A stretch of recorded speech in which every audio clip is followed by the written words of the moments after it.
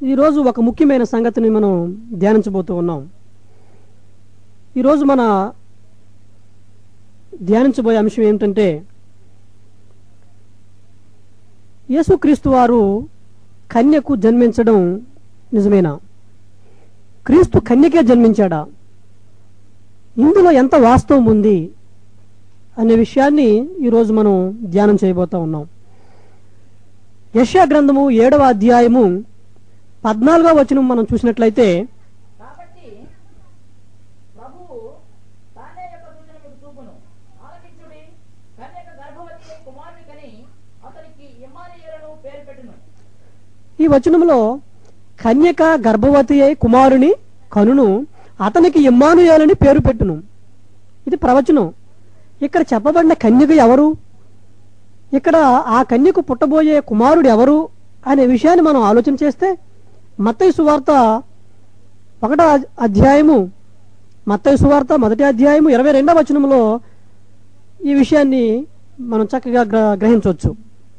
ఇదిగో కన్యక గర్భవతి అయి కుమారుని కను, ఆయనకు ఇమ్మానుయేలును పేరు పెట్టుదురు అని ప్రభువు తన ప్రవక్త ద్వారా పలికిన మాట నెరవేరినట్టు ఇదంతయు జరిగెను. ఇక్కడ పరిశుద్ధాత్ముడు ఈ కన్యక ఎవరు, ఈ కుమారుడు ఎవరు అనే విషయాన్ని మనకి తెలియపరుస్తున్నాడు. ఇక్కడ కన్యక మరియా, ఆ కన్యకు పుట్టినటువంటి వ్యక్తి మన రక్షకుడైనటువంటి యేసుక్రీస్తు వారు. ఈ విషయాన్ని ఎందుకు మనం పరిశీలన చేయవలసి వచ్చింది అని మనం ఆలోచన చేస్తే, ఒక కన్యక గర్భము ధరించడం ఏమిటి? ఇది ప్రకృతికి చాలా విరుద్ధమైనటువంటి సంగతి. కాబట్టి ఇది వాస్తవము కాదు, ఇది ఏదో ఒక కల్పించినటువంటి కథలా ఉంది అనే ఉద్దేశంతో అనేక మంది హేతువాదులు, నాస్తికులు, బైబిల్లో తప్పులు పట్టేవారు, బైబిల్కు వ్యతిరేకంగా మాట్లాడేవారు ఈ అంశాన్ని లేవనెత్తడం మనం అనేక సార్లు చూస్తూ ఉంటాం. బైబిలు రాసినటువంటి రచయితలకు కనీస జ్ఞానము కూడా లేదు. ఒక స్త్రీ గర్భము ధరించాలి అంటే ఆమె పురుషుని కలవాలి అనేటువంటి కనీస జ్ఞానము కూడా లేనటువంటి రచయితల చేత వ్రాయబడిన కల్పిత గ్రంథము ఇది అని బైబిల్ గురించి తప్పుగా ప్రచారం చేసే వాళ్ళు నేటికి మన మధ్యలో అనేక మంది ఉన్నారు. అయితే కన్యక గర్భము ధరించి కుమారుణ్ణి కన్నది అనే విషయాన్ని వాళ్ళు అంగీకరించడం లేదు.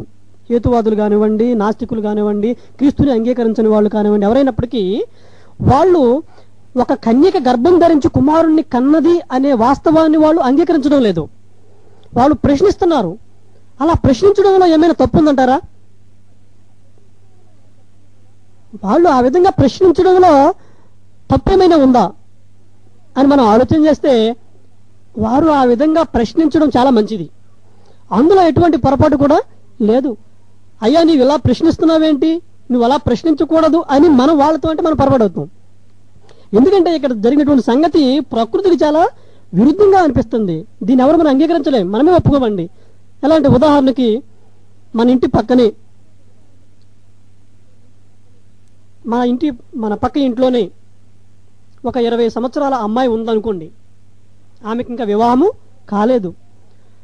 ఆమె చాలా భక్తిపరురాలు, క్రైస్తవులే, ఎప్పుడూ బైబిల్తోనే ఉంటుంది. ఆమె ఎప్పుడూ ప్రార్థనే, చాలా దేవుడు అంటే చాలా భయము, భక్తి, ఎటువంటి చెడు అలవాట్లు ఆమెలో లేవు. చాలా సుగుణవంతురాలు, మంచి గుణాలు కలిగినటువంటి వ్యక్తి ఆమె. ఇటువంటి స్త్రీని పెళ్లి చేసుకోవడానికి ఎవరైనా ఇష్టపడతారు. యువకులు ఏమనుకుంటారు చెప్పండి?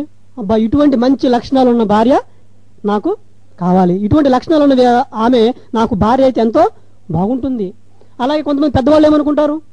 ఇంత మంచి ఆమెని నా ఇంటి కోడలుగా చేసుకుంటే ఎంతో బాగుంటుంది, లేదా మా బంధువులకి ఎవరికైనా ఇచ్చి చేస్తే చాలా మంచిగా ఉంటుంది అని భావిస్తూ ఉంటారు.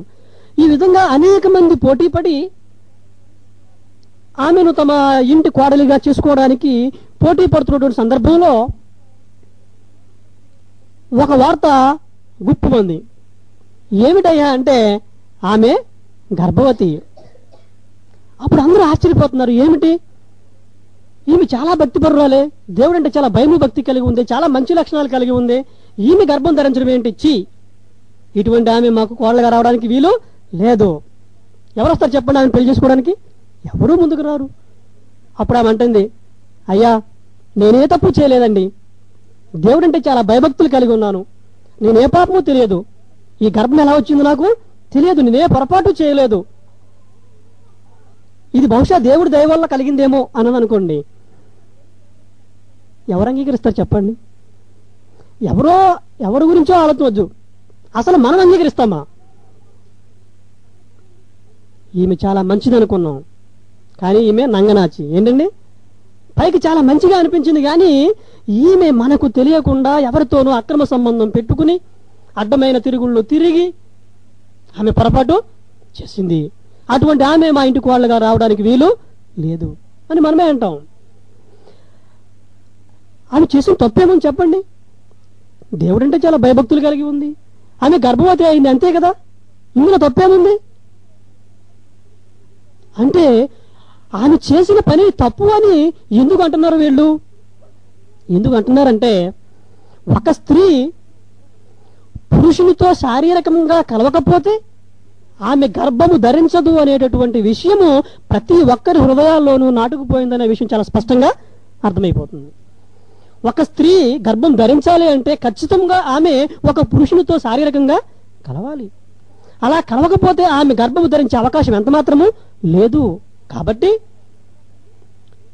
ఇక్కడ మరియా గర్భము ధరించి యేసు ప్రభు వారిని కన్నది అంటే అర్థమేమిటి? ఆమెకు గర్భం ఎలా వచ్చింది?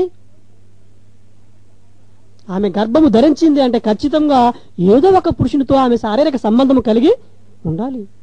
కాబట్టి అనేక మంది క్రైస్తవ వ్యతిరేకులు నిజముగా యేసు ప్రభు వారు పరిశుద్ధాత్మకు పుట్టలేదండి, ఆమె ఎవరితోనూ అక్రమ సంబంధం కలగడం వల్ల యేసు ప్రభు వారు పుట్టారే తప్ప ఇది వేరే దైవకార్యం ఏమీ కాదు అని చాలా చీపుగా, చాలా హేళనగా, చాలా అవమానకరంగా మాట్లాడే వాళ్ళు చాలా మంది మన మధ్యలో ఉన్నారు.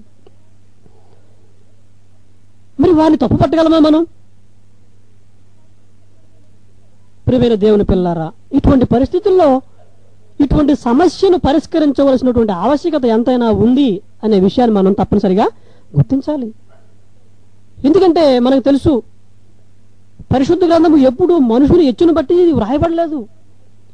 ఇది పరిశుద్ధాత్మ ప్రేరేపణ ద్వారా దేవుని మూలముగా వ్రాయబడిన గ్రంథం కాబట్టి ఇందులో తప్పులు గాని, పొరపాట్లు గాని, కల్పితాలు గాని ఉండడానికి ఎంత మాత్రం అవకాశము లేదు. అటువంటి పరిస్థితుల్లో ఒక కన్యక ఒక పురుషునితో ఎటువంటి సంబంధము లేకుండా గర్భము ధరించింది అంటే ఇది ఎంతవరకు వాస్తవము?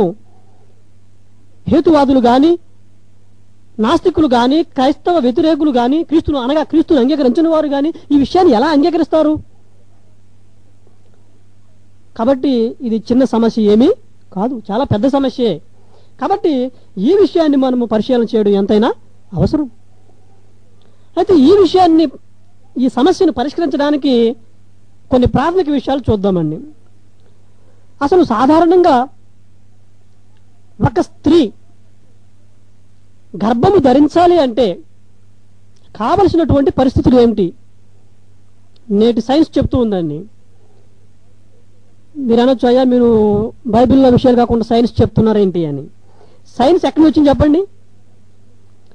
మీరు ఏ శాస్త్రమైనా సరే తీసుకోండి, అది భౌతిక శాస్త్రమైనా, రసాయన శాస్త్రమైనా, ఇంకా మీరు ఏ శాస్త్రమైనా తీసుకోండి, ప్రతి శాస్త్రానికి కూడా మూలం ఏంటంటే పదార్థం, మ్యాటర్.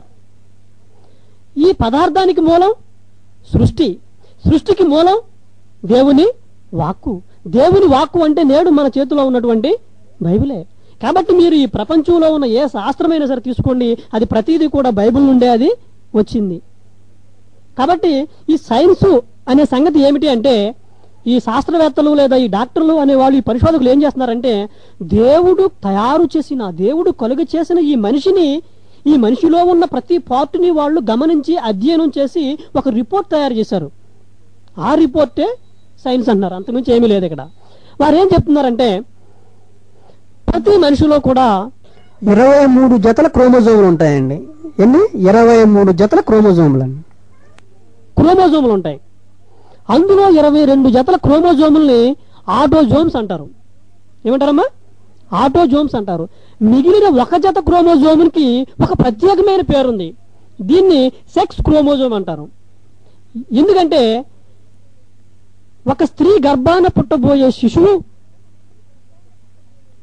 ఆడ లేక మగ అని నిర్ణయించేది ఈ జతే. అర్థమవుతుందా లేదండి? ఒక పుట్టబోయే శిశువు ఆడ లేక మగ అని నిర్ణయించేది ఈ ఒక జత క్రోమోజోములే. ఇవి ఆడవారిలో ఎక్స్ ఎక్స్ అంటారు. ఒక జత కదా, ఒక జత అంటే 2. ఆడవాళ్ళు ఎలా ఉంటాయమ్మా? X X. మగవారిలో ఎక్స్ వై ఎక్స్ వై.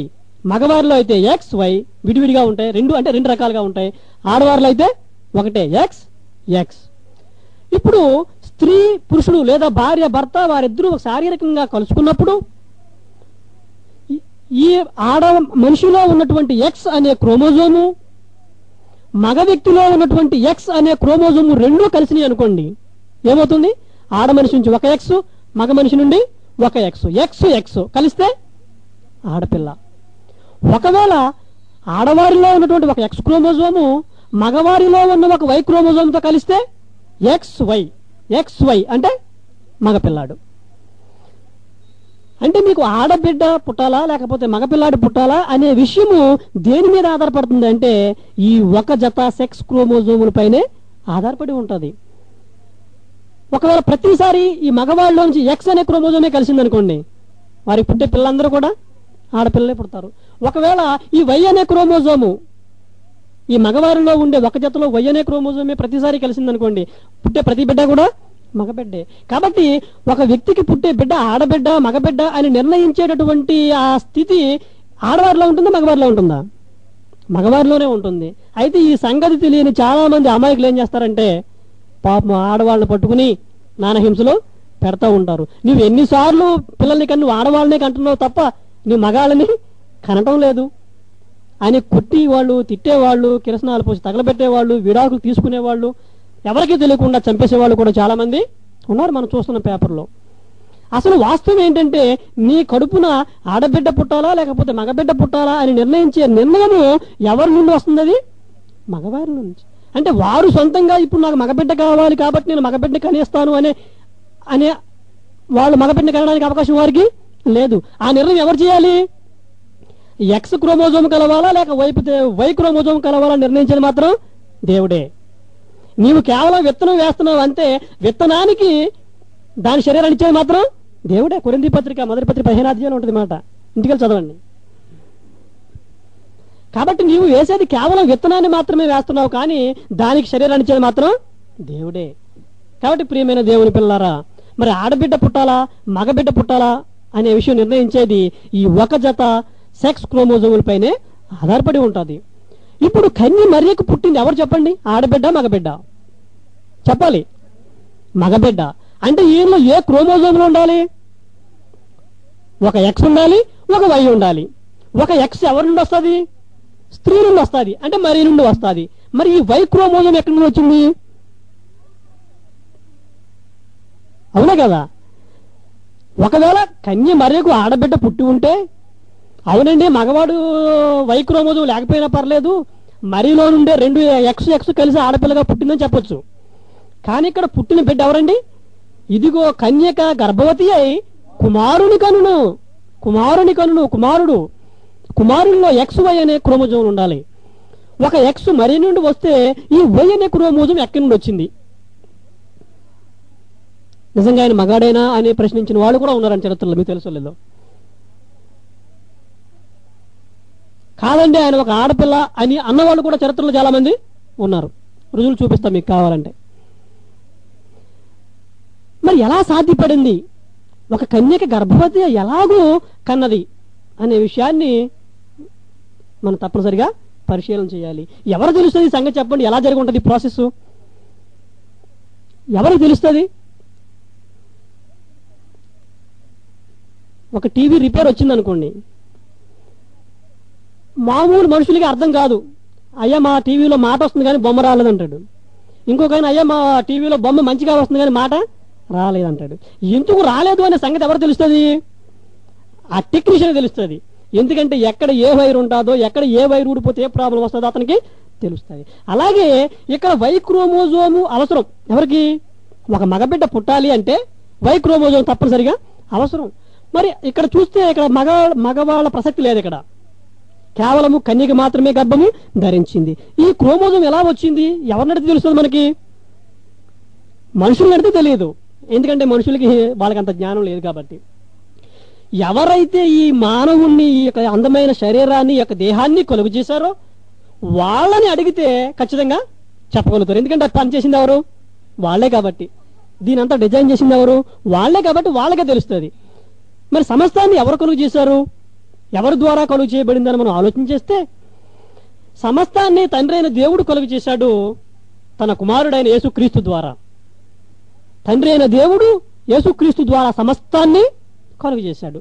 కాబట్టి కలిగి ఉన్నది ఏది ఆయన లేకుండా కలగలేదు. యేసుక్రీస్తు వారు లేకుండా ఏది కలగలేదు.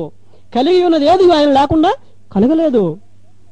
ప్రతిదీ కూడా ఆయన ద్వారా, ఆయన మూలంగా కూడా కలిగింది. కాబట్టి సమస్తము ఆయన ద్వారానే కలిగింది. కాబట్టి ఇది ఎలా జరిగి ఉంటుందో అనే సంగతి ఎవరు తెలిసి ఉంటుంది? యేసుప్రభు వారికి ఖచ్చితంగా తెలిసి ఉండాలి. అడుగుదాం, యేసుప్రభు గారు ఎలా జరిగింది అని అడుగుదామండి. సరే, పరిశుద్ధ గ్రంథం నుండి లూకాసు వార్త 3వ అధ్యాయము, లూకాసు వార్త 3వ అధ్యాయము 8వ వచనం. అక్కడ యేసుప్రభు వారు వారితో మాట్లాడుతున్నారు. ఆ సందర్భాన్ని మీరు గమనించండి. లూకాసు వార్త 3వ అధ్యాయము 8వ వచనం. మారు మనసులకు తగిన ఫలములు ఫలించుడి. అబ్రహాము మాకు తండ్రి అని మీలో మీరు అనుకున్న మొదలు పెట్టుకునవద్దు. దేవుడు ఈ రాళ్ల వలన అబ్రహామునకు పిల్లలను పుట్టింపగాలని మీతో చెబుతున్నాను. గమనించారు ఈ వాక్యాన్ని? దేవుడు ఈ రాళ్ల వలన అబ్రహామునకు పిల్లలను పుట్టింపగలడు. అంటే పిల్లలు పుట్టాలి అంటే సైంటిస్టులు ఏమనుకున్నారు చెప్పండి? ఒక ఆడపిల్ల పుట్టాలంటే ఎక్స్ అనే క్రోమోజోమ్ ఉండాలండి. అదే మగపిల్లాడు పుట్టాలి అంటే ఎక్స్ వై అనే 2 క్రోమోజోములు ఉండాలండి. 2 రకాలు ఉండాలి అనుకుంటున్నారు. యేసుప్రభు వారు వీళ్ళ రూల్స్ అన్ని మార్చేస్తున్నారు. ఇక్కడ చూడండి నాయనా వెర్రివాడా, పిల్లలు పుట్టాలి అంటే ఈ ఎక్స్ అనే క్రోమోజోములు, వై అనే క్రోమోజోములు, ఈ సెక్స్ క్రోమోజోమ్ ఒక జత, వేటితోటి కూడా నాకు పని లేదు. అసలు నువ్వు వెర్రివాడు నాయన, నువ్వేమనుకుంటున్నావు? ఈ క్రోమోజోములతో పని లేదు చెప్తున్నాడు ఆయన. దేవుడు ఈ రాళ్ల వలన అబ్రహామునకు పిల్లలను పుట్టించగలడు.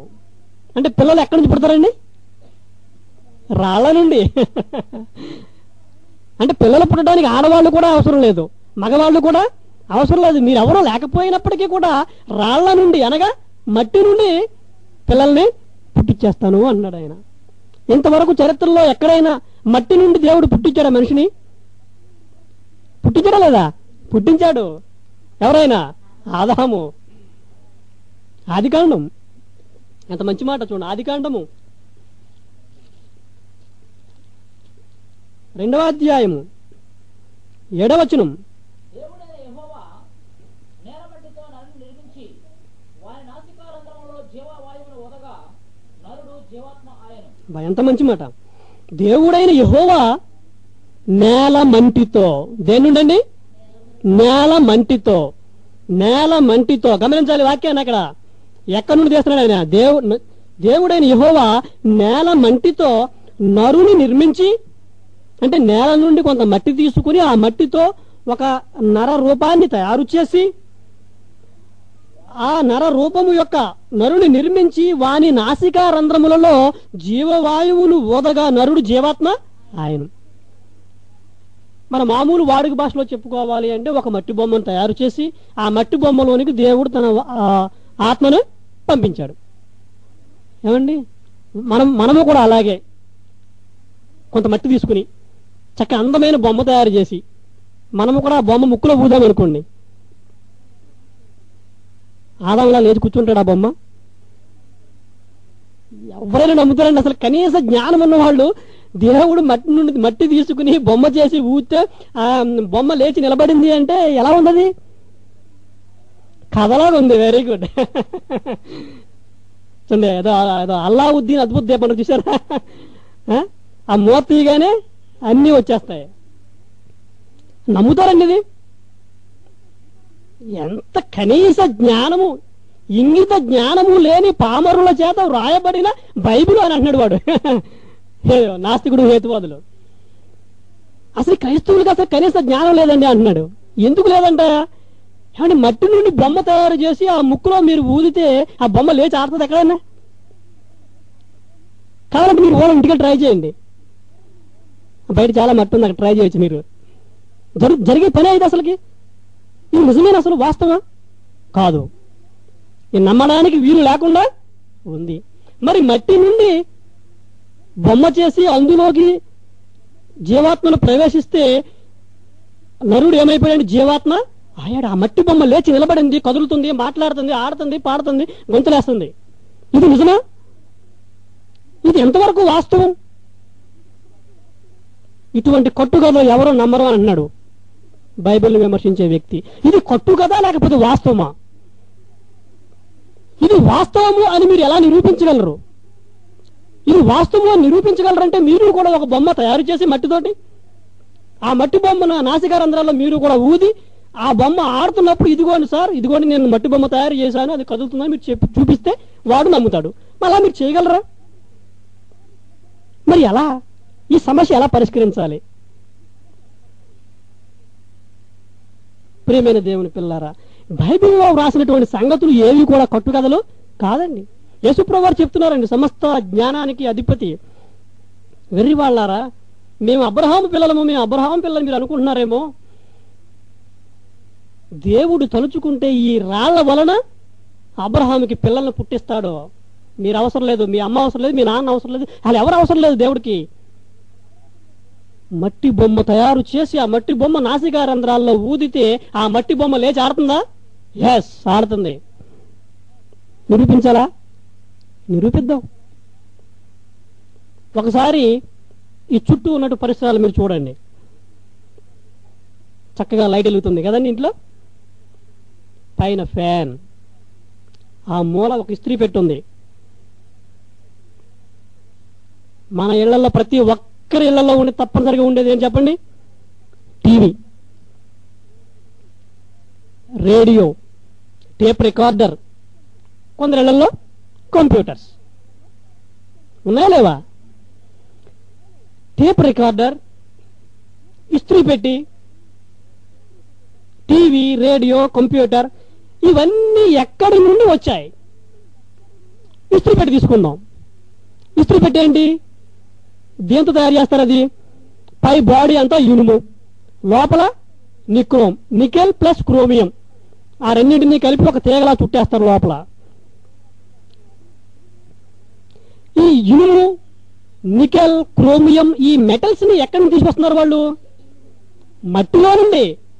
అవునా కదండి? ఒక లైట్ తీసుకోండి, బల్బు, దాని పై గాజు ఎక్కడ తయారు చేస్తున్నారు? భూమిలో నుండి.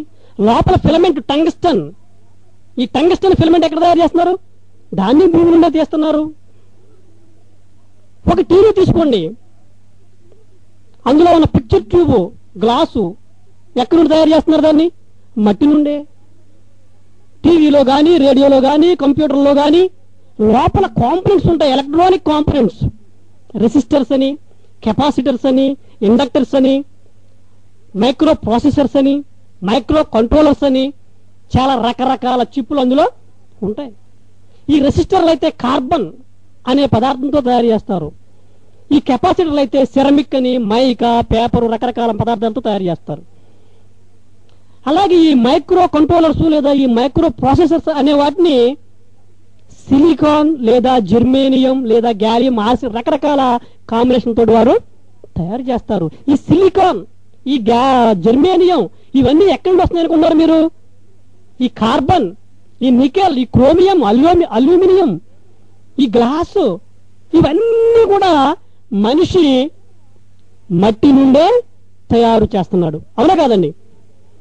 మట్టి నుండి తయారు చేసిన, మట్టిలో నుండి తీసిన ఒక రాగి తీగను చుట్టి ఒక క్రమమైన పద్ధతిలో అమర్చి స్విచ్ వేస్తే ఫ్యాన్ గిరగిర గిరగిర గిరగిర తిరిగిపోతుంది అసలు. అవునా కాదండి? మట్టి నుండి తయారు చేసినటువంటి ఒక క్రమమైన పద్ధతిలో అమర్చినటువంటి బల్బు వైర్లు తీసుకుని మీరు ప్లగ్ లో పెట్టి స్విచ్ చేస్తే దగదగ దగదగ వెలిగిపోతుంది. ఫ్యాక్టరీలో సైరన్ ఉంటుంది, మీరు స్విచ్ చేయగానే పెద్దగా శబ్దం చేస్తుంది. మీ ఇంట్లో ఉన్న టేప్ రికార్డర్లో మీరు మాట్లాడిన మాటలు ఉన్నవి ఉన్నట్టుగా అందులోకి ప్రింట్ అయిపోతాయి. మీరు గట్టిగా మాట్లాడితే అది గట్టిగా మాట్లాడుద్ది, మీరు మెల్లిగా మాట్లాడితే అది మెల్లిగా మాట్లాడుద్ది, మీరు ఆగిపోతే అది ఆగిపోద్ది, సైలెన్స్ అయిపోద్ది. మనము మట్టి నుండి తయారు చేసిన పదార్థాలని కొంత పవర్ పంపిస్తున్నాం. ఒక టీవీ తీసుకోండి, ఆ టీవీ అక్కడే పెట్టండి, స్విచ్ చేయకండి, అందులో ఏమైనా వస్తుందండి మీకు? ఒక మాట కానీ, ఒక పాట కానీ, ఒక బొమ్మ కానీ మీకు ఏమైనా కనిపిస్తుందా? ఏమీ కనిపించదు. అందులో ఉన్న కాంపోనెంట్స్ అన్ని ఎక్కడ నుండి తయారు చేశారు చెప్పాలి? మట్టి, మట్టి నుండి కార్బనం, కార్బనం నుండి రెసిస్టర్స్, మట్టి నుండి మైకా, మైకా నుండి కెపాసిటర్స్, మట్టి నుండి ఇసుక, ఇసుక నుండి సిలికాన్, సిలికాన్ నుండి మైక్రో ప్రాసెసర్, మైక్రో కంట్రోలర్స్. ఇవన్నీ మట్టి నుండి తీస్తున్నాడు మనిషి, మానవుడు. మట్టి నుండి తీసి వాటిని ఒక క్రమమైన పద్ధతిలో అమరుస్తున్నాడు.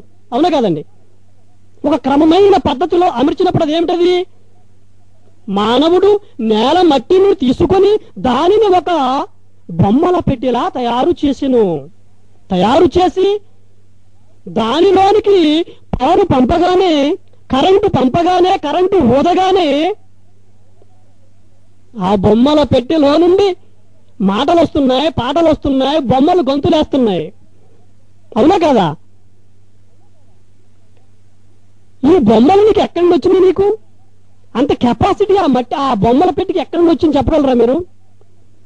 ఈ బొమ్మల పెట్టిన ఈ టీవీని, అందులో ఉన్న పార్ట్లు లోపల ఉన్నటువంటి కనెక్షన్ అన్ని మీకు ఎక్కడి నుండి వచ్చింది? మీకు మట్టి నుండి, మట్టి నుండి, మట్టి నుండి, మట్టి నుండి అన్ని తీసుకొని వాటిని ఒక క్రమమైన పద్ధతిలో అమర్చి దానికి మీరు పవర్ ఇస్తున్నారు. పవర్ ఇస్తే బొమ్మలు ఆడేస్తున్నాయి, పాటలు పాడేస్తున్నాయి, గొంతులు వేసేస్తున్నాయి. పవర్ ఆపేయండి, ఏమైపోద్ది? మట్టి బొమ్మ ఆగిపోద్ది, సౌండ్ రాదు, బొమ్మ రాదు. మరలా మీరు స్విచ్ చేయండి, మరలా పాటలు, మాటలు, బొమ్మలు. ప్రియమైన దేవుని పిల్లలారా, మనిషి తయారు చేసిన మట్టి బొమ్మకు కరెంటు అనే వాయువుని మీరు ఊదినప్పుడు అది ఆడుతుంది, పాడుతుంది, మీకు బొమ్మలను చూపిస్తుంది. ఇది నిజం కాదా? ఇది నిజమా అబద్ధమా చెప్పండి? మట్టి మెదడు నుండి తయారు చేసినటువంటి మట్టి మెదడు కలిగిన నీకే ఇంత జ్ఞానం ఉంటే, ఒక సైంటిస్ట్ గా, ఒక మేధావిగా నువ్వేం చేస్తున్నావు? నేల మట్టి నుండి తీసుకొని దానిని ఒక క్రమమైన పద్ధతిలో, అన్నిటినీ ఒక క్రమమైన పద్ధతిలో కనెక్ట్ చేసి చక్కగా అమర్చినప్పుడు అది కేవలం మట్టి బొమ్మ అంతే. అవునా కాదండి? ఎప్పుడైతే ఆ మట్టి బొమ్మలోనికి, ఆ టీవీలోనికి మీరు కరెంటు అనే ఆత్మను మీరు ఊదినప్పుడు అది మాట్లాడుతుంది, అది పాటలు పాడుతుంది, అందులో బొమ్మలు మీకు చూపిస్తుంది. కొన్ని వేల కిలోమీటర్ల దూరంలో ఉన్న సంగతులు కూడా మీరు ఇమ్మీడియట్ గా మీరు ఇప్పుడు చూడగలుగుతున్నారు. ఇది నిజమా కాదా? ఇది నిజం.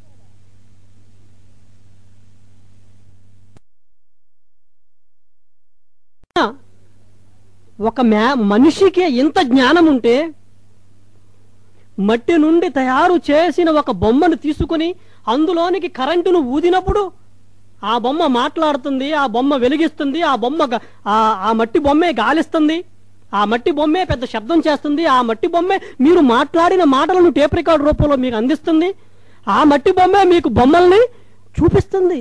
ఇది వాస్తవం అయినప్పుడు ఇది వాస్తవం కాదా? ఒకసారి చెప్పండి మీరు, ఇది వాస్తవమా కాదా? ఒక మట్టి బొమ్మలోనికి కరెంటుని మీరు ఊదినప్పుడు అది ఎన్ని వింతలు చేస్తుందో ఒకసారి ఆలోచించండి. ఇది వాస్తవమా కాదా? ఒక టీవీ తయారు చేసిన వ్యక్తి అనుకుంటున్నాడు, ఎంత అడ్వాన్స్డ్ టెక్నాలజీ అండి ఇది, ఎంత మోడర్న్ సైన్స్ ఇది అంటున్నాడు. అవునా కాదండి?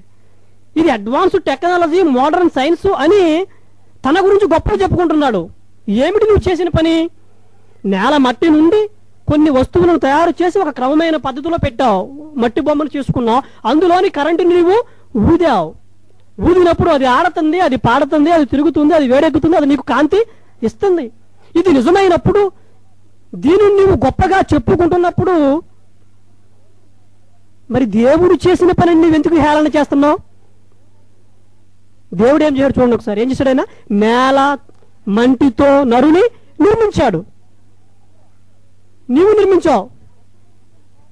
మట్టి నుండి కొన్ని కాంపోనెంట్స్ తయారు చేసావు. మైక్రో ప్రాసెసర్ అని, మైక్రో కంట్రోలర్ అని, రెసిస్టర్ అని, కెపాసిటర్ అని, వాటిని అన్నిటినీ ఒక క్రమమైన పద్ధతిలో అమర్చావు. అమర్చి నువ్వు కరెంట్ సప్లై ఇస్తున్నప్పుడు నీకు కావలసిన పని అది నీ కోసం చేసి పెడుతుంది. ఇది నిజము అని నీవు నమ్మితే, మట్టి నుండి తయారు చేయబడిన ఒక టేప్ రికార్డర్ నీకు మాట వినిపిస్తున్నది నీవు నమ్మితే, మట్టి నుండి తయారు చేయబడిన టీవీలో నీవు మాటలు వినగలవు, బొమ్మలు చూడగలవు, బొమ్మలు గంతులు వేయగలవు, ఇది నిజము అని నీవు నమ్మితే, దేవుడు నేల మట్టి నుండి బొమ్మను తయారు చేసి అందులోనికి తన వాయువును ఊదినప్పుడు ఆ మట్టి బొమ్మ లేచి నిలబడింది అనేది కూడా నీవు నమ్మి తీరాలి. దీనిని నమ్మి, టీవీ విషయంలో నమ్మి, దేవుని విషయంలో నీవు నమ్మటం లేదు అంటే ఈ సృష్టి మొత్తంలో నీ అంత బుద్ధిహీనుడు ఇంకొకటి ఎవరు ఉండరు. ఇది వాస్తవం. మట్టి నుండి తయారు చేయబడినటువంటి టేప్ రికార్డర్ నీ మాటను రిపీట్ చేస్తుంది. ఎన్నిసార్లు కావలిస్తే అన్నిసార్లు ఆ పాటను వినొచ్చు. ఎక్కడో కొన్ని వందల కిలోమీటర్ల దూరంలో జరిగిన సంగతులని నీవు ఇప్పటికిప్పుడు నీ ఇంట్లో కూర్చుని నీవు చూడగలుగుతున్నావు. ఎందులో? ఒక మట్టి బొమ్మలో. ఆ మట్టి బొమ్మలోనికి ఎప్పుడైతే ఈ కరెంటు ప్రవహించిందో వెంటనే అది యాక్టివేట్ అయిపోతుంది. అది మాట్లాడుతుంది, అది పాటలు పాడుతుంది, నీకు బొమ్మలు చూపిస్తుంది. ఇది వాస్తవం. ఇది వాస్తవం అయితే, ఇది నిజము అని నీవు నమ్మితే, దేవుడు మట్టి నుండి మనిషిని చేశాడు. ఆ మట్టి బొమ్మలోనికి దేవుడు తన ఆత్మను పంపినప్పుడు ఆ మట్టి బొమ్మ కూడా లేచి నిలబడిందనే వాస్తవాన్ని నీవు నమ్మి తీరాలి. అయ్యా నేను నమ్మను అని అన్నావంటే నిన్ను మించిన బుద్ధిహీనుడి ఈ ప్రపంచంలో ఎవరు కూడా ఉండరు. ప్రియమైన దేవుని పిల్లారా, మహాజ్ఞానం ఇందులో దేవుడు వ్రాయించి పెట్టాడండి. ఆయన అంటున్నాడు, మేము అబ్రహాము పిల్లలమని మీరు గొప్పను చెప్పుకోకండి. మీరు రాళ్ల వలన మట్టి నుండి దేవుడి పిల్లలని పుట్టిస్తాడు. ప్రియమైన దేవుని పిల్లలారా, అందుకే దేవుడు ప్రశ్నిస్తా ఉన్నాడు. దేవుడు ప్రశ్నిస్తున్నాడు చూడండి. కొరింథీయులకు రాసిన మొదటి పత్రిక 1వ అధ్యాయం 20వ వచనం. కొరింథీయులకు రాసిన మొదటి పత్రిక 1వ అధ్యాయము 20వ వచనం ఆయన ప్రశ్నిస్తున్నాడు. కొరింథీయులకు రాసిన మొదటి పత్రిక 1వ అధ్యాయము 20వ వచనము ప్రశ్నిస్తున్నాడు ఆయన. జ్ఞాని ఏమయ్యను? శాస్త్రి ఏమయ్యను? ఈ లోకపు తర్కవాది ఏమయ్యను? అబ్బబ్బా, ఆయన ప్రశ్నిస్తున్నాడండి. జ్ఞాని ఏమయ్యాడు?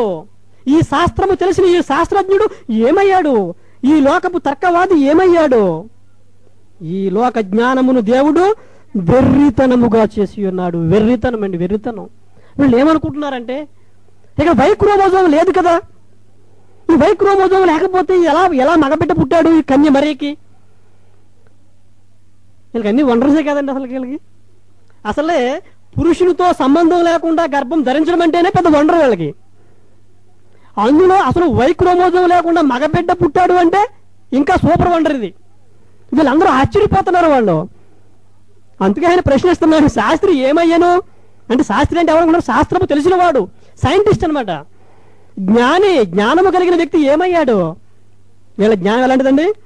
ఈ లోక జ్ఞానమును దేవుడు వెర్రితనముగా చేసి ఉన్నాడండి. వెర్రితనము. 19వ వచనం. జ్ఞానుల జ్ఞానమును నాశనము చేతును, వివేకుల వివేకమును శూన్యపడుతును. ప్రియమైన దేవుని పిల్లారా, నీవే మహాజ్ఞానివి అని అనుకోకూడదు నాయన. ఓ శాస్త్రవేత్త, ఓ హేతువాది, ఓ నాస్తికుడా. నీకు ఆధారము లేదు అని నీవు బైబిల్ని తప్పుపట్టడానికి వీలు లేదు. ఒక అద్భుతమైన విషయం చెప్తాను, మీకు గమనించండి. 2002 క్రీస్తు శకము 2002 సెప్టెంబర్ 26వ తారీఖున, క్రీస్తు శకము 2002 సెప్టెంబర్ 26వ తారీఖున నేషనల్ జాగ్రఫిక్ న్యూస్ లో ఎడిటర్ ఒక ఆయన రాశాడు. ఆయన పేరు హిల్లరీ మేయల్. ఆయన ఎడిటరు ఒక వార్తను ప్రచురించడం జరిగింది. ఏంటి వార్త అని మనం ఆలోచన చేస్తే చాలా జాగ్రత్తగా వినాలి. బెల్లీ ఇస్లే అక్వేరియం ఎక్కడుందండి? ఇది డెట్రాయిట్ లో ఉంది. డెట్రాయిట్ లో ఒక జూ ఉంది, డెట్రాయిట్ జూలాజికల్ ఇన్స్టిట్యూట్ అనమాట. ఆ డెట్రాయిట్ లో ఉన్నటువంటి జూలో ఒక తెల్లని మచ్చలో ఉన్నటువంటి బ్యాంబూ షార్క్ ఉంది. షార్క్ చేప వినే ఉంటారు మీరు. ఈ షార్క్ చేప ఏం చేసిందంటే 2 పిల్లల్ని పెట్టింది. షార్క్ చేప 2 పిల్లల్ని పెట్టింది. ఇది పెద్ద వార్త అయిపోయింది. ఈ ప్రపంచంలో ఉన్న శాస్త్రవేత్తలు అందరూ అక్కడికి పోగైపోయారంట. ఎందుకంటారు? 2 పిల్లలు పెడితే పెద్ద వింత ఏముందండి అందులో? మా ఇంటి పక్కనే కుక్క 2 పిల్లలు పెట్టింది అనుకోండి, ఈ ప్రపంచంలో ఉన్న శాస్త్రవేత్తలు అందరూ వచ్చేస్తారు చూడడానికి. కుక్క పిల్లల్ని పెట్టిందా, పెట్టిన ఏమైంది అంటది. మరి ఈ షార్క్ చేప 2 పిల్లల్ని పెట్టేసరికి అందరూ సైంటిస్టులు, మేధావులు అందరూ అక్కడ జాయిన్ అయిపోయారు. అక్కడికి ఏమిటయ్యా ఏమిటి వింత అని అంటే ఆయన చెప్తున్నాడు, ఆ క్యూరేటర్, ఆయన పేరు డోగ్ స్వైట్. ఇంతకీ వింత ఏమిటంటే ఆ షార్క్ చేప సుమారు 6 సంవత్సరాల నుండి మగ షార్క్ చేప దగ్గరికి వెళ్ళలేదండి అసలుకి. గమనించాలి, ఆడ చేప ఎన్ని సంవత్సరాలండి? 6 సంవత్సరాల నుండి అసలు ఎట్టి పరిస్థితుల్లో కూడా మగ చేపతో సాంగత్యం చేయలేదు. కానీ అది గుడ్లు పెట్టేస్తుందంట. అయ్యా ఏమిటి, ఎలా జరిగింది సంగతి అని వాళ్ళు ఆలోచన చేస్తే, అయ్యా మగ చేపతో కలవకపోయినప్పటికీ కూడా గుడ్లు పెడతాయండి. నిజమా? వాళ్ళ రిపోర్ట్లు అవి. ఆయన క్యూరేటర్ చెప్తున్నాడు, డాగ్ స్వీట్, అయ్యా ఈ షార్క్ చేపలు, ఈ ఆడ చేపలు మగ చేపలతో కలవకపోయినప్పటికీ కూడా ఏం చేస్తున్నాయి? గుడ్లు పెట్టేస్తున్నాయి. ఎలా సాధ్యమండి ఇది? పెళ్లి కాకుండా గర్భవతి అయిపోయింది ఆమె. అయ్యో నాకు ఏ పాపమో తెలియదు అంటుంది. వీళ్ళందరూ ఆమె నేరం మోపుతున్నారు. ఎవరు నమ్మాలి? ఈ షార్క్ చేప అదే అంటుంది, అయ్యా 6 సంవత్సరాలు అయింది అయ్యా నేను మా ఆయనతో కలుసుకుని, అయినప్పటికీ గుడ్లు పెట్టేసాను, ఎలాగైందో నాకు తెలియదు. ఆ షార్క్ చేపకు మీరు ఏ నేరం మోపుతారు చెప్పండి? మన అందరూ పడుకున్నప్పుడు ఎక్కడ ఎటు వెళ్ళిపోయిందంటారా? దాన్ని బంధించేస్తారు, ఎక్కేరి లోపల పెట్టేసి. ఎటు వెళ్ళడానికి ఛాన్సు లేదు. మరి ఎలా జరిగింది సంగతి? ఆయన చెబుతున్నాడు, అయ్యా ఈ గుడ్లు ఎలా పెడతాయండి అన్నాడు. అయ్యా ఈ మగ చేపలతో కలగపోయినప్పటికీ కూడా చాలా జంతువులు గుడ్లు పెడతాయి. మగ చేపతో కలగపోయినప్పటికీ గుడ్లు పెడతాయి. అయ్యా మరి గుడ్లు ఏం చేస్తారు మీరు? సాధారణంగా ఇవి తీసి మేము బయట పడేస్తామండి వేస్ట్గా అన్నాడు. మరి ఇప్పుడు ఎందుకు పడేయలేదు నువ్వు అని అడిగితే ఆయన చెప్తున్నాడు, అయ్యా పోయిన సంవత్సరం నేను ఒక వార్త విన్నాను. ఏంటి వార్త అంటే, నెబ్రాస్కాలో ఒమాహాలో ఒక జూ ఉంది. ఆ జూ పేరు హెన్రీ డోర్లీ జూ. ఎక్కడుందండి ఇది? నెబ్రాస్కాలో ఒమాహాలో ఒక జూ ఉంది. ఆ జూ పేరు ఏం పేరు? Henry Doorly zoo. ఆ జూలో ఉన్నటువంటి ఒక షార్క్ చేప ఇదే విధంగా పిల్లల్ని పెట్టింది అని నేను విన్నాను. కాబట్టి నేను కూడా ఈ గుడ్లు దాస్తే ఎలాగుంటుంది అనే ఆలోచనతోటి ఈ గుడ్లన్నీ తీసుకెళ్లి ఒక సెపరేట్ ట్యాంక్లో వేశాను. నేను సెపరేట్ ట్యాంక్లో వేసి నేను దాన్ని రోజు అబ్జర్వ్ చేస్తుంటే సుమారు 15 వారాల తర్వాత ఈ గుడ్లు ఏమైనాయండి? పగిలి అందులోంచి 2 పిల్లలు బయటకు వచ్చాయి. ఇలా వండర్ అయిపోతున్నారు, వీళ్ళు మతి లేదు వీళ్ళకి, ఈ శాస్త్రవేత్తలకి వీళ్ళందరికీ. ఇది వింత కాదండి, ఇది ఎంత అద్భుతం అసలు. ఇది ఆ షార్క్ చేప మగ చేప దగ్గర ఉండి ఎంతకాలం అవుతుంది? 6 సంవత్సరాల నుండి అసలు మగ చేప దగ్గరికే రాలేదు దానికి. మరి రానటువంటి పరిస్థితుల్లో ఆ చేప ఎలా గుడ్లు పెట్టింది? ఆ షార్క్ ఎలా గుడ్లు పెట్టగలిగింది? ఆ గుడ్లు పెట్టబడిన గుడ్లు ఎలా ఫలదీకరణం చెందాయి? ఇలా మతిపోయింది, వీళ్ళకి బుర్రలు అట్టేసుకున్నారంతే. ఈ విధంగా మగ సాంగత్యము లేకుండా కేవలము ఆడవాళ్ళు పిల్లలు కనే పద్ధతిని సైన్స్ లో ఒక మంచి పేరుతో పిలుస్తారు, పార్థినోజెనిసిస్.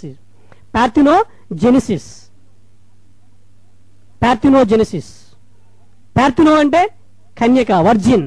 జెనిసిస్ అంటే బర్త్, వర్జిన్ బర్త్ అంటారు. అంటే కన్యక గర్భము ధరించి పిల్లల్ని కనడం. వీళ్ళందరికీ అర్థం కావట్లేదు. ఇంకో వార్త కూడా చెప్తాను, నువ్వు చూడండి. 2004 క్రీస్తు శకం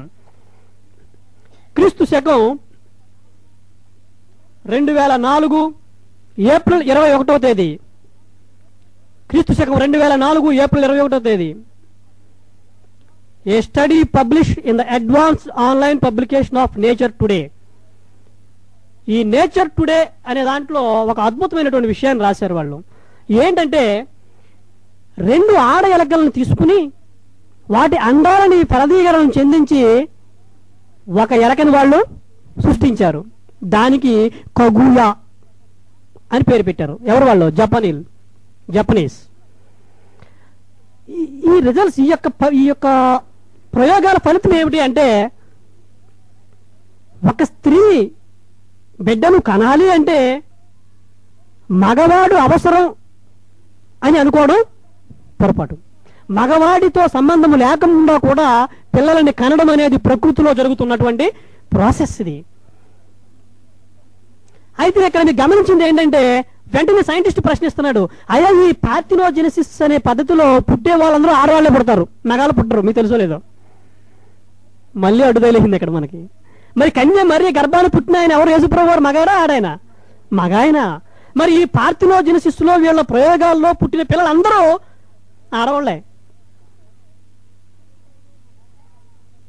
ఏంటిది ఏదో మరలా అడ్డు తగినట్టుగా ఉందనుకుంటున్నారా మీరు?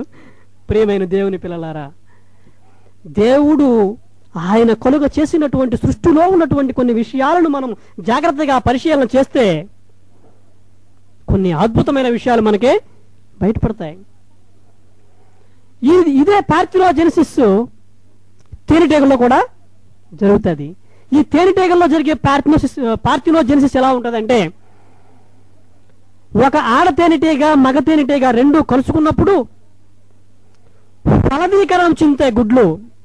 ఈ 2 కలుసుకున్నప్పుడు ఫలదీకరణము చెందినటువంటి గుడ్లు ఆడ తేనెటీగలా మారతాయి. ఫలదీకరణము చెందని గుడ్లు ఆ మగ తేనెటీగతో సంబంధము లేకుండా విడిగా ఒంటరిగా ఉన్న గుడ్లు మాత్రం మగ తేనెటీగలాగా మారతాయి. ఒకటి వండర్ అండి, చూడండి అసలు మీరు ఎంత అద్భుతం. ఆడ మగ 2 కలుసుకున్నప్పుడు ఫలదీకరణం చెందితే మీకు పుట్టే తేనెటీగలు ఆడ ఆడ ఆడ. మగ తేనెటీగలతో సంబంధం లేకుండా కలిగిన గుడ్లు ఫలదీకరణం చెందని గుడ్లు అవి పక్వానికి వచ్చి ఎలా మారిపోతున్నాయి? మగ తేనెటీగల్లాగా. మీరు ఈ ప్రపంచంలో ఉన్న ఏ సైంటిస్ట్ అయినా సరే మీరు పిలవండి, అయ్యా మరి పార్థినోజెనిసిస్ లో కేవలం ఆడవాళ్లే పుడతారు కదా, మరి ఇక్కడ ఈ తేనెటీగల విషయంలో ఎందుకు రివర్స్ అయిపోయింది ప్రాసెస్? ఎందుకు మగవాళ్లే పుడుతున్నారు, ఎందుకు మగ తేనెటీగలే పుడుతున్నాయి అని ప్రశ్నించారనుకోండి, వాళ్ళు ఏ సమాధానం చెప్తారు మీకు? వెంటనే పక్క తీసుకెళ్ళి, అయ్యా బ్రదర్ ఈ విషయం నాకు కూడా తెలియదు, ఎవరితో చెప్పొద్దు, చెబితే వాటి పరుగు పోతుంది అక్కడ. ప్రియమైన దేవుని పిల్లలారా, దేవుని నిత్య శక్తి, ఆయన గుణ లక్షణాలు మీకు అర్థం అవ్వాలి అంటే జగదుత్పత్తి మొదలుకొని సృష్టింపబడిన వస్తువులను గురించి నీవు ఆలోచించాలి. రోమీలకు రాసిన పత్రిక 1వ అధ్యాయం 20వ వచనం. నువ్వు ఆలోచించాలి. వాటిని ఆలోచిస్తే దేవుని యొక్క శక్తి, ఆయనలో ఉన్న గొప్పతనము నీకు అర్థమవుతుంది. ఈ సృష్టిలో ఉన్నటువంటి వాస్తవాలు కొన్ని నీకు ఆయన నీ కళ్ళకు కనిపడేలాగా నీకు అర్థమయ్యేలా కొన్ని సంగతులు నీకు వ్రాయించి ఇచ్చాడు. నువ్వేం చేస్తున్నావు? నీవు దానిని మర్చిపోయావు. దానిని మర్చిపోయి నీ స్వంత జ్ఞానముతో దేవుని మీద తిరగబడుతున్నావు. చదవండి. ఆయన అదృశ్య లక్షణములు అనగా ఆయన నిత్య శక్తియు దేవత్వమును జగదుత్పత్తి మొదలుకొని సృష్టించబడిన వస్తువులను గూర్చి ఆలోచిస్తే నీకు అర్థమవుతుంది. ఆలోచించాలి, నీవు ఆలోచించాలి ఇలా ఎందుకు జరిగింది అని. నీవు సంగతులు గ్రహించకుండా, విషయము తెలియకుండా, నీకు తెలిసిన మిడిమిడి జ్ఞానముతో మహాజ్ఞాన గ్రంథాన్ని సవాలు చేయడం ఎంత అన్యాయము, ఎంత అవివేకము, ఎంత అజ్ఞానము. ప్రియమైన దేవుని పిల్లలు, ఒక్కసారి మీరు ఆలోచించండి, ఒకసారి మీరు ఆలోచించండి. చూడండి, ఒక మాట చూద్దాం. కొరింథీయులకు రాసిన మొదటి పత్రిక 1వ అధ్యాయంలోని 25వ వచనము.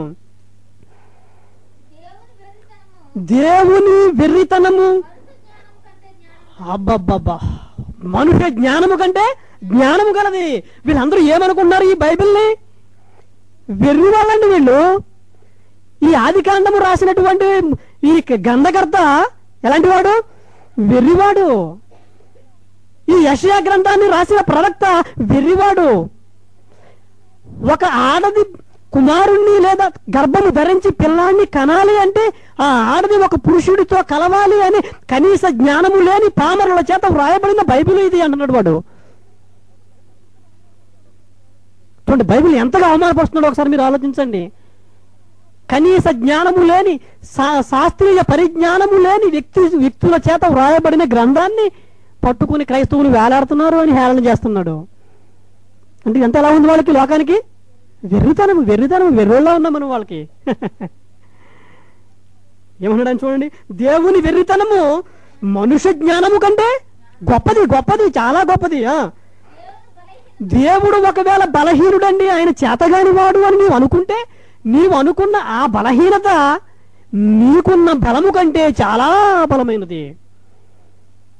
ప్రియమైన దేవుని పిల్లలారా, మహాజ్ఞాన గ్రంథం అండి బైబిల్లో. ఈ మహాజ్ఞాన గ్రంథంతో తలపడ్డానికి ప్రయత్నం చేయకండి. మీకు తెలిసింది కొంచెం మాత్రమే. ఈ శాస్త్ర ప్రపంచానికి, ఈ సైన్స్కు తెలిసింది కొంచెము మాత్రమే. మీకు తెలియని మిడిమిడి జ్ఞానముతో మహాజ్ఞాన గ్రంథాన్ని మీరు ఢీకుంటే, పొట్టేలు వెళ్ళి కొండను ఢీకుంటే ఏమవుతుంది చెప్పండి? దాని కొమ్మలు విరిగిపోతే, తలక చిరిగిపోతే, తర్వాత అది ఉండదు. ఇంకా నీ జ్ఞానం ఎంత? ఆయన ప్రశ్నిస్తున్నాడు. జ్ఞాని ఎక్కడా? జ్ఞాని ఏమైపోయాడు? ఈ శాస్త్రము తెలిసిన శాస్త్రవేత్త ఏమయ్యాడు? ఈ తర్కవాది ఎటు వెళ్ళిపోయారు? ఒకసారి పిలుచుకురండి. ఎటు పారిపోయారు వాళ్ళు? ఎటు పారిపోయారు?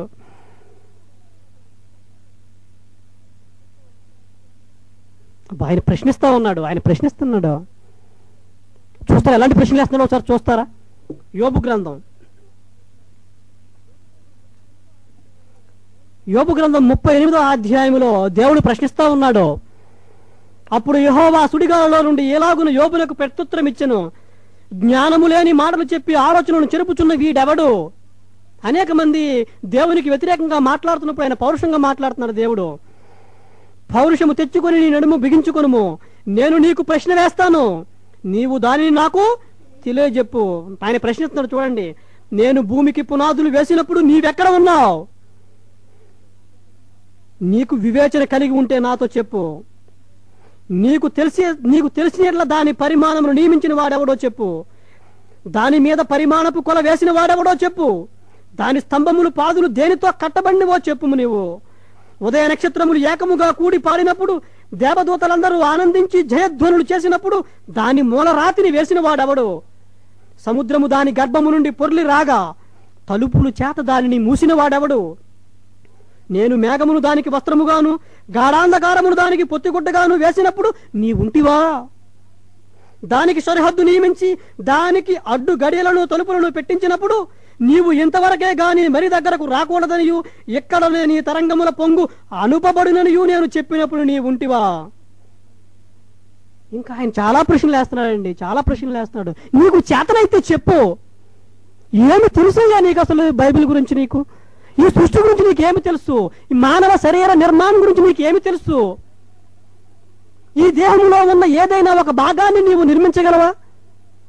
నీ ల్యాబొరేటరీలో ఒక కన్ను తయారు చేసి చూస్తాను, నేను ఒక కాలు తయారు చేయని చూస్తాను, ఒక చిన్న మల్లి మొగ్గను తయారు చేయని నీ ల్యాబొరేటరీలో, చిన్న తల వెంట్రుకను తయారు చేయని నీ ప్రయోగశాలలో నువ్వు ఏమి చేయగలవు? సృష్టికి ప్రతి సృష్టి చేస్తున్నాడు అంటున్నాడు. క్లోనింగ్ అంట.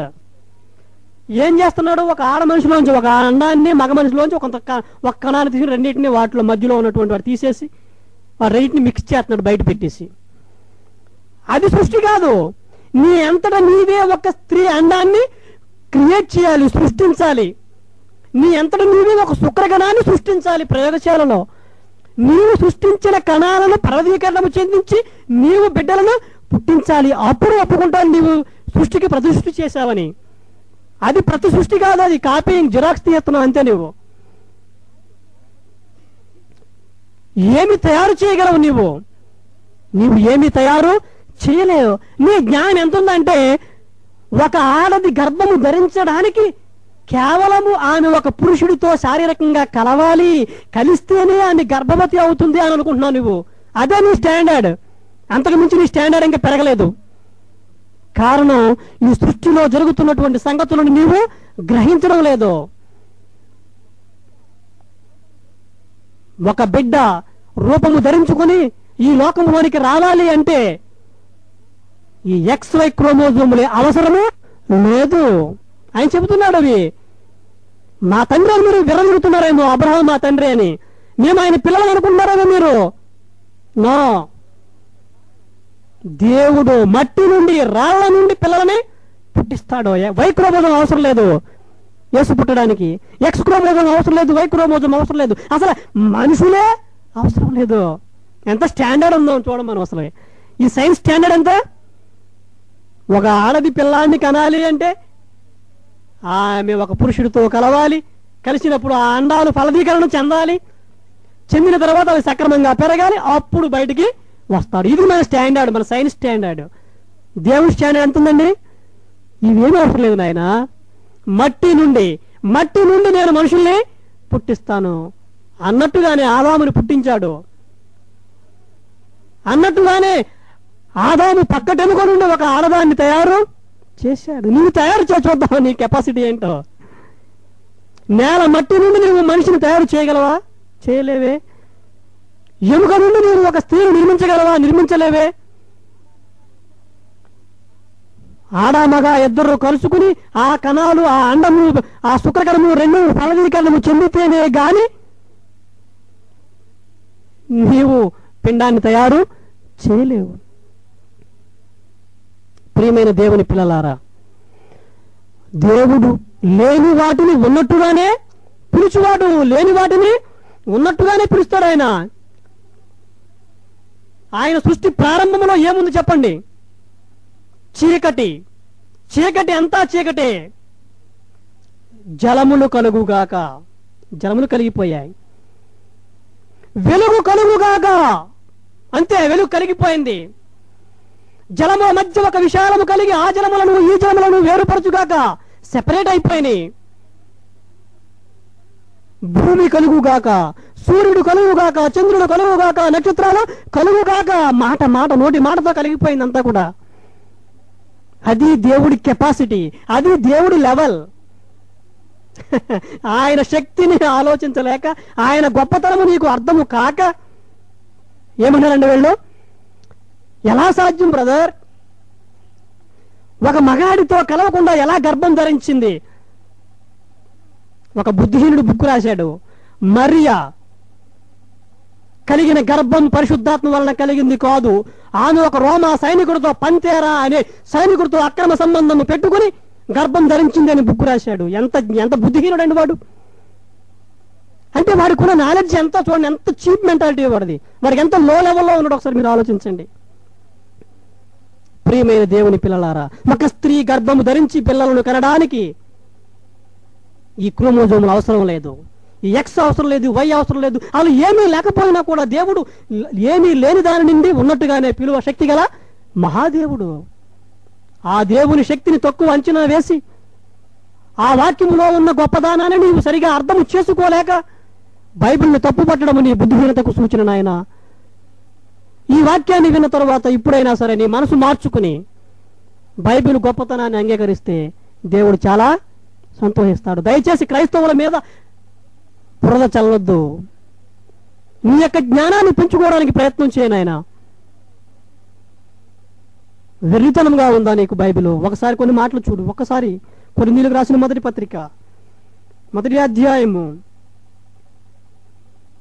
21 నుండి, దేవుని జ్ఞానానుసారముగా లోకము తన జ్ఞానము చేత దేవుని నిరూకుడినందున సువార్త ప్రకటన వెర్రితనము చేత సువార్త ప్రకటన వెర్రితనము చేత నమ్మువారిని రక్షించుట దేవుని దయాపూర్వక సంకల్పము. నాయన, ఈ సువార్త, ఈ బైబిల్లో చెప్పబడుతున్న మాటలని వెర్రితనం అనుకుంటున్నావేమో. ఇది వెర్రితనము కాదు నాయన, నిన్ను రక్షించే జీవపు ఊటలివి. బైబిల్ కల్పిత గ్రంథము కాదు.